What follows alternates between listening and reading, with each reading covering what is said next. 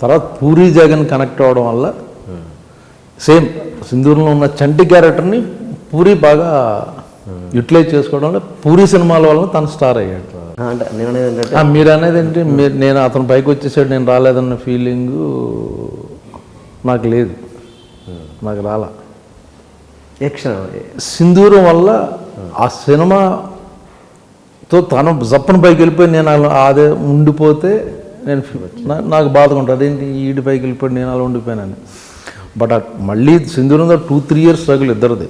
అదే తర్వాత పూరి జగన్ తో కనెక్ట్ అవ్వడం తను వేరే లెవెల్లో స్టార్ అయ్యాడు.